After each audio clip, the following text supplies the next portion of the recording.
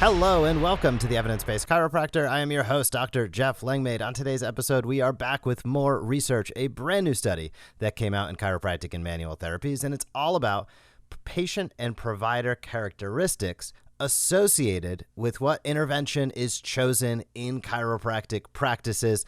We're going to break down exactly what that means, how it applies to your practice, and some of the take-home messages, as well as a few of the surprises that I learned in this brand new study on today's episode. Before we get started, I want to say a few words about Patient Pilot by The Smart Chiropractor. If you would like a daily report showing you your patients who are ready to reactivate into your practice, head over to thesmartchiropractor.com and schedule a demo. That is literally what we do. We send weekly emails and we generate daily reports showing you the first name, last name of everybody who is ready to reactivate into your practice. We do it in an automated fashion. We make it easy for you, and we do it for more chiropractors around the world than anybody else. So if you'd like to get started as we head into Q4 to maximize your patient reactivations, which I think is a really good idea, head over, do a demo, thesmartchiropractor.com, and I will drop that link down in the show notes.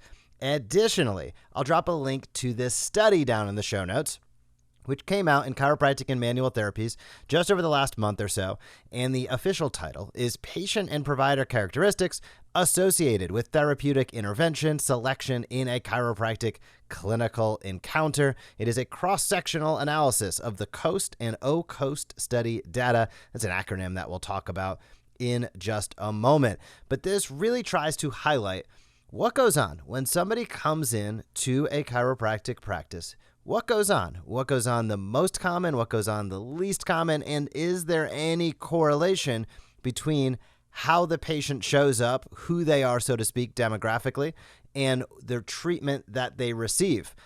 And this is a great study that highlights that. So as defined by the WHO, which is the World Health Organization, chiropractic is, quote, a healthcare profession concerned with the diagnosis, treatment, and prevention of disorders of the neuromusculoskeletal system and the effects of these disorders on general health. I want to pause there before we get into the study.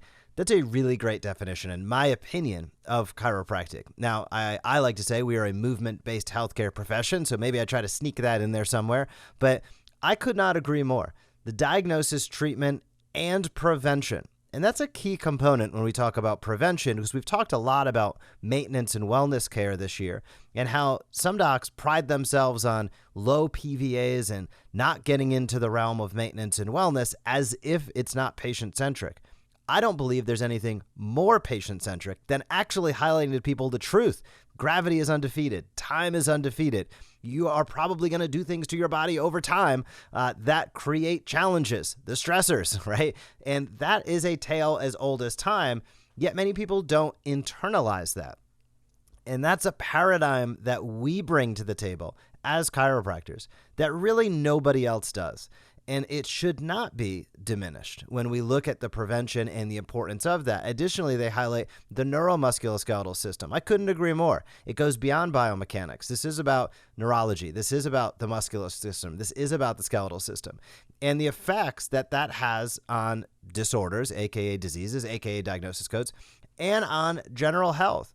And that is really when we talk about a chiropractic lifestyle. And quite frankly, I don't care where you fall on the philosophical spectrum of chiropractic, it's different. You know, a minority of people, by definition, see a chiropractor, less than 50%. As a matter of fact, it's about 10 to 15% maximally. So that is an alternative being within a chiropractic paradigm and lifestyle. And there's nothing wrong with that. I actually think it's one of the best things we can do is continue to highlight and talk about it, especially as we pull that together with what we see in the sports chiropractic realm. And we pull that together with what we see within what I'm going to call movement-based healthcare. That's a message that is needed, it is necessary, and it shouldn't be shied away from.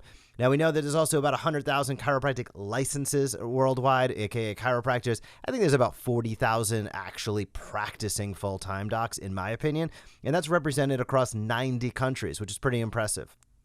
We also know, as they highlight, that us as chiropractors, we use a variety of techniques. Those could include spinal manipulation, joint manipulation. It could be mobilization, soft tissue techniques, advice, education, exercise prescription, and other specific modalities, things like dry needling, laser, shockwave. all of these are within the realm of who we are and what we do as a chiropractor. And we also know that spinal manipulation or joint manipulation is one of the most frequently utilized techniques, and for good reason. But it's about 80% of clinical encounters revolve and include joint manipulation. And other interventions happen in about 35% of clinical encounters. So about 80% of the time somebody visits a chiropractor, they're probably going to get an adjustment of some type, whether it's spinal or extra spinal. And again, I'll tie back to a talk I recently did out at ChiroFest out in the great Pacific Northwest. Awesome room, 600 chiropractors in the room. And we talked about research, and I plowed through a ton of studies. And there is something different between mobilization and manipulation in the literature. It just affects the body in a different way. When you get in there with the high velocity, low amplitude adjustment, it stimulates things differently than just moving through a range of motion or simply going through a mobilization. Not that there's anything wrong with range of motion or mobilization, but there is something different, dare I say special, when you get in there with the high velocity, low amplitude adjustment, because it provides the body with different input. The speed of that, the ability to get into the paraphysiological space, and how that affects not only that, if you're talking about the spine, that segment, when we look at what's going on in the peripheral nervous system, when we see that, how that impacts and influences the central nervous system, even changing biochemical markers in the brain, altering cortical drive. There's just so much that goes in, and this gets to the width of when we talk about mechanisms of action and why it's like so difficult to pin down, because there's so much going on. That's not a bad thing. It's a good thing, but it makes it challenging in the research for sure. And that's why in many cases, we're going to see 80% of clinical encounters have a chiropractic adjustment. Not only is what we're taught primarily, but it's a really, really great tool. Now, what does COAST and OCOAST stand for? As we talked about in the title, the Chiropractic Observation and Analysis Study. That's a good use of creativity there. And the Ontario, for the OCOAST, Ontario Chiropractic Observation and Analysis Study. These were cross-sectional studies that with data collected from nearly 8,000 patient visits. So pretty deep in terms of the data that they were able to gain. When they whittled that down, they eventually had 6,400 unique patients attending about 7,900, 8,000 we can call it, patient visits. What did these patients look like, so to speak? The mean age was 43.7 years old, and 58% of the patients that they analyzed were female. And patients had a 28.3%, let me rephrase that, 28% of patients presenting had at least one comorbidity. And more than half of the diagnostic encounters had patients that were either overweight or obese. 34% overweight and 23% obese. I want to pause there. This is kind of incidental to the study, but it's really important to highlight a couple things here. One, understanding comorbidity. With nearly 30% of patients presenting with at least one comorbidity, that means there's probably more going on than just the pain that they're describing in your encounter. And understanding that and helping ultimately guide patients when they have comorbidities to the best of your ability is a really, really great idea. It's not only going to help you get better results, they're going to be happier, leave more reviews, give more testimonials, more referrals, but it's just the right thing to do.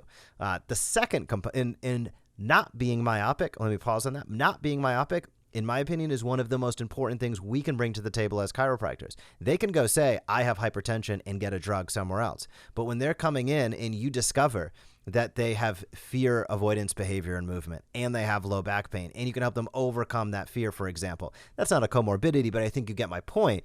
When we can look at things through a more holistic lens, it's a really, really valuable skill that we bring to the table.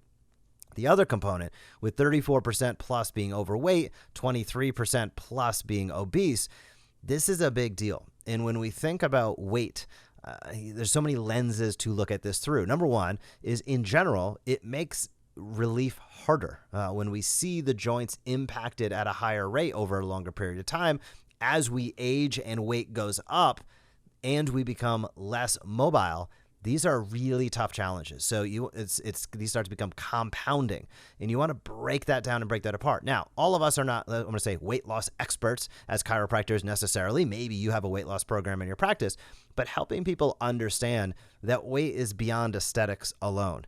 And I know it's a delicate subject, and it might not be a subject that's gone into with every single patient in your practice, but it's important to at least be aware and not be blinded, because we see it so often, over 50% of the time, that it can play a critical role in your ability to help somebody get well.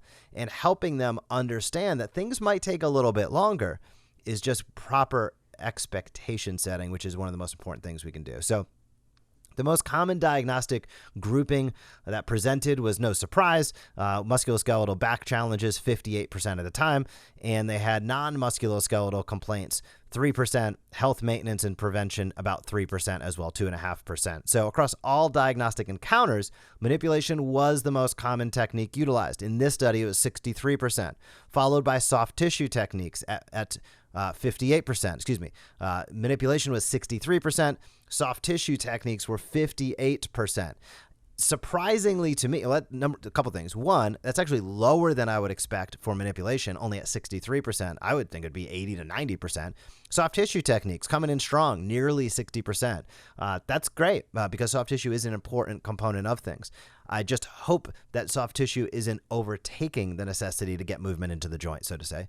The other aspect that was surprising to me is flexion distraction, acupuncture, supportive devices, less than 5%. I would think that 20 to 30% personally of the profession would be using flexion distraction. I use it in my practice, think it's a great tool. Not everybody's going to use it. I totally get that. But I was surprised to see combined, when we look at acupuncture, flexion distraction, it was less than 5%. That was a bit shocking to me. So across all, when we look at the patient archetypes, across all conditions, patients were actually less likely to receive manipulation if they were female, which a majority were female, so that's interesting, of older age, presenting for the first time, have a new complaint, had one or more comorbidities, or were underweight or obese, so either extreme there. Conversely, mobilization, education, and other chiropractic techniques were utilized more frequently for patients presenting in those cases. So this is interesting. I don't really understand the female-male component. The older age, potentially I could see that with a risk of a stress fracture or something to that effect. Presenting the first time, that's wild to me. New complaint, comorbidities, underweight or obese. Now, in the case of underweight or obese, there's a certain time where there's table limits, right? So if somebody is morbidly obese, that can be very challenging to deliver an adjustment, especially if you're a smaller chiropractor.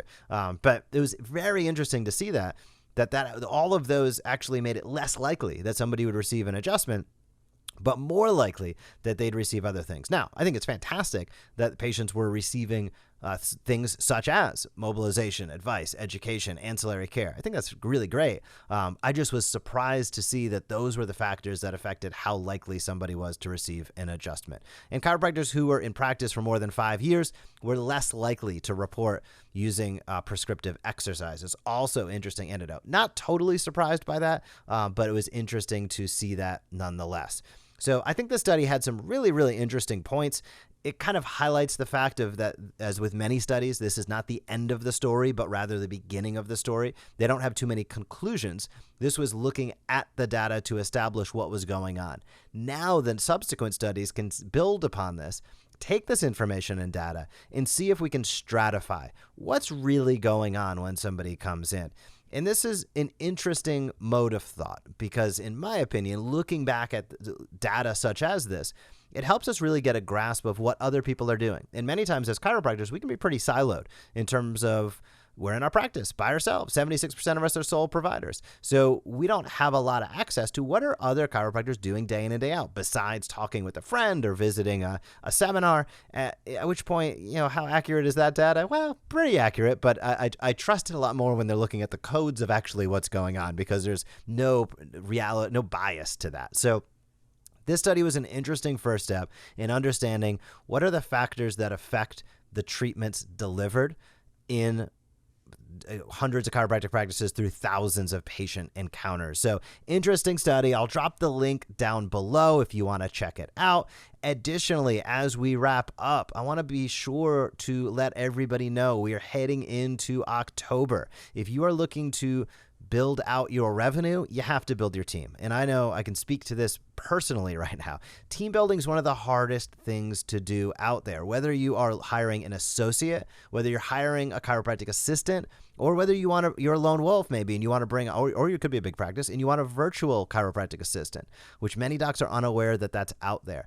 But all three of these are available right now at chiromatchmakers.com. You can head over, schedule a discovery call, have a conversation, and see which one's right for you. The only way to build over time and grow your practice is to do it through a team. There's only so many hours in a day. There's only so much you can do. And when you can build out a fantastic team, that can help you accelerate your progress towards the goal. And a team is not an expense. Let's be clear. The best teams are actually investments in your future. So if you're looking to find a team, have the right people there, which is obviously a really important component of this, head over and schedule a discovery call with Chiro Matchmakers at chiromatchmakers.com. I'll drop that link down in the show notes. I also want to give a huge shout out and thank you everybody that participated in our little sweepstakes a few weeks ago when I asked, hey, can you head over, hit up a review and get back to me and I'll shoot you some swag. All of that has been shipped. All of that should have been delivered by now. So if you haven't received it, please let me know. Otherwise, thank you so much for participating. Thank you so much for being a chiropractor. Have an awesome week in practice, and I will talk to you soon. Thank you for joining us on this episode of the Evidence Based Chiropractor. If you want to grow your practice, come back for next week's episode. If you want to grow faster, visit the evidencebasedchiropractor.com and join our MD Marketing membership today.